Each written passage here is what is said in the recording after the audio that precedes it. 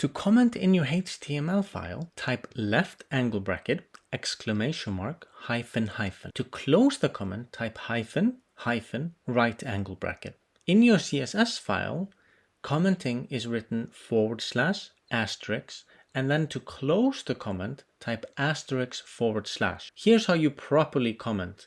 You can do an inline comment like this.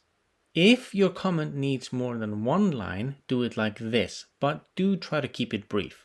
Here is how you can comment faster in Visual Studio Code.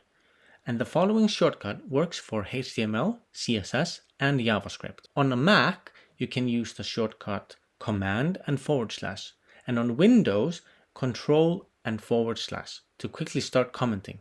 You can highlight any part of the file and then use that shortcut to comment that section out. Learn more about commenting in the description below, but just to recap, here is how